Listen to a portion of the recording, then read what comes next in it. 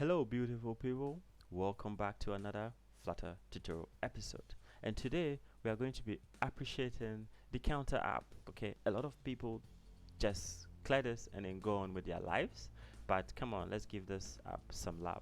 So today the goal here is to just walk through the inner workings of this app. I'm not going to go into details and start explaining every single word that is here.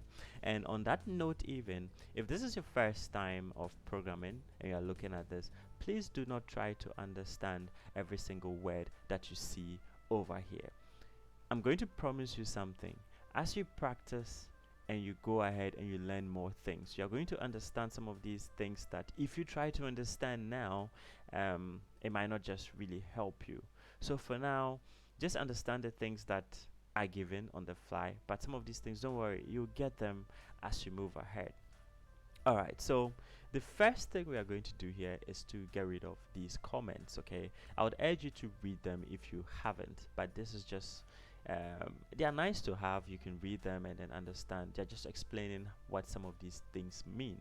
So the way we are going to do this is you could try like selecting everything and then deleting, but I'm going to show you a better way using VS Code. So we are going to press the Control and then F key, okay, and then I'm going to clear everything that is inside there, and then we're going to click on this greater than symbol here. So we have find, and then the bottom here is replace, and then make sure you turn this on. Okay, that's regular expressions. That is really going to help us do what we want to do. So turn this on, and then in here we are going to say we want to find everything that has a forward slash, and then we want to also find everything that also precedes that. So after the forward slash, and the way we do that is a period and then an asterisk like that, and you can see how it highlights everything with a forward slash and then the remainder or anything else that precedes the forward slash. Now what we want to do is we want to replace everything that we have found with nothing. Okay, so we are going to come to the replace box, and then we are just going to hit a space bar. That's literally like nothing. And then we can finally come here and then click on this guy here, which replaces all. We don't want to replace one, we just want to replace everything. And then once we click on this, you can see everything is gone. Awesome, huh? Now I'm going to close this. The next thing we can kind of say is that we are left with these huge gaps. And how do we get rid of this? We are going to use VS Code to format this for us. So we are going to press Shift Alt F, F for fire, and you can see that formats this code and then get rid of those huge gaps that we have. And so now we have this clean looking code for now. And just by the way, if this is in your way, maybe somewhere there, you can click on these dots, click and hold, and then you can drag it about and place it somewhere that doesn't obscure your text. Alright, so if you've tried Java before or some other languages, you may have heard something, especially from Java. Your program starts from the main method. Your program starts from the main method. Again, please do not try to understand every single word. Okay, so in Flutter, this is our main method right here. Okay, when we click on play and then your app starts running and doing all those kind of things, it is literally running this run app, which calls something called my app. Okay, don't worry about all of these things. Like I said, I'm not going to go in and explain the nitty-gritties. I'm going to take this at the lowest level possible. Okay, so this main app is going to say, hey run app, run me this app. And run app, that's like, oh my god, what do you want me to run? Okay, I'm like, okay, like my app. Run app then goes, my app, wake up, you've been summoned. So my app is right here. Okay, you can see my app. My app is going to be like, oh my god, I have to go ahead and build all these things. Well, I guess I've got no choice. So once run app runs or calls my app is going to go ahead and then build all of these things. And then in my app, it has a home. Okay, just picture your home. It is where you relax. It's where you do what you want to do. In the same way, in my app, its home is what? My home page. page. Well, where is this my home page?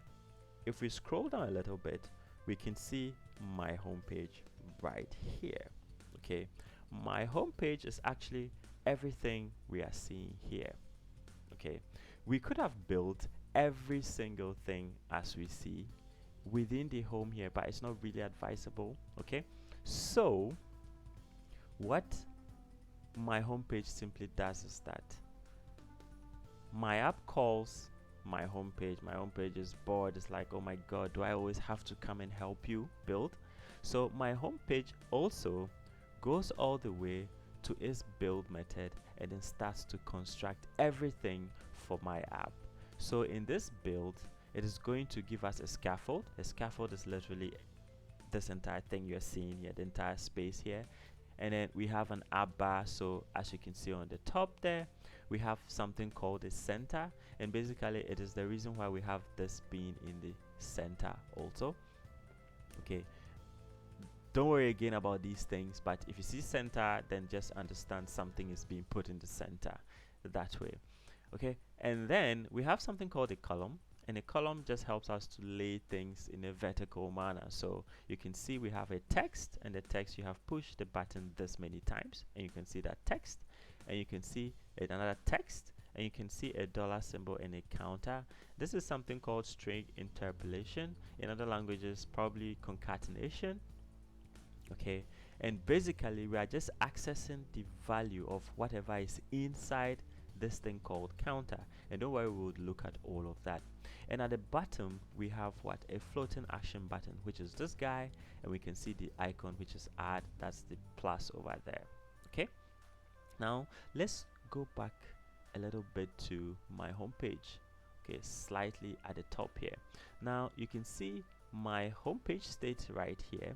It says int counter 0. Probably this is the only thing I might explain. This is what we call a variable, and this variable is holding a value of 0. Okay, an integer value 0. So picture this as a box. If we open this box, we see 0 inside. Okay, now take note of this increment counter. Remember how we saw increment counter here. So basically when you click on this, so I'm going to click on this once, you notice how this changes to 1. So when we click on this floating action button, that is the onPress callback. So onPress simply says, oh my god, you've clicked on me, now I have to do something. What do I have to do? Well, I have to increment the counter. Okay, now because this is also a method, let's assume onPress is going to be like, where is this guy? So it starts searching through your code. I'm like, okay, there you are. Why were you hiding over there? I have been pressed and you are the next guy to me, so please do what the user wants me to do. So this is set to increment the counter, and counter refers to this guy here. Okay, now inside, so you can see our extensions, we can see this is the opening, this is the close. So inside that we have this other guy called set state. Now this guy is very important. It's the main reason why we are able to see this one here, because we clicked on this one. Now what set state does is that it is going to take our counter, okay, and then increment the value by 1. So counter plus plus simply means that take counter, add 1 to counter. That's just what it means. Okay, take counter, add 1 to counter, so counter becomes 1. And then set state is going to go and then tell my home page that, ooh, counter is no more 0, so you know what, I need to display it for the user. So kindly let's reconstruct the entire screen so that what, we can display 1 to the user. So it triggers a rebuild of this. So it is going to call this build method, which then builds a scaffold, the app bar, everything. And then now, so you can see the new value of counter would no more be 0 but what, 1. And then when we click on this, it becomes 2. The same thing happens. So on prep, like, oh my god, he pressed me again. Increment counter, do what you have to do. Increment counter says, okay, you know what, set state, take it from there. Set state is like, you know, I have to just add 1 to counter. Counter was 1 already, so counter becomes what, 2. I'm like, okay, now that I've done this, I have to go and tell the build guy here to recreate everything so that we can display the new value to the user, which is 2. And that is basically this app. Okay, I know there are a lot of things I have left at a very basic level. There are a lot of things I haven't touched, and there's a reason for all of that. This video is just for us to appreciate the counter app. Okay, so guys, that will be it for this video. Like I said, we are just appreciating the counter app.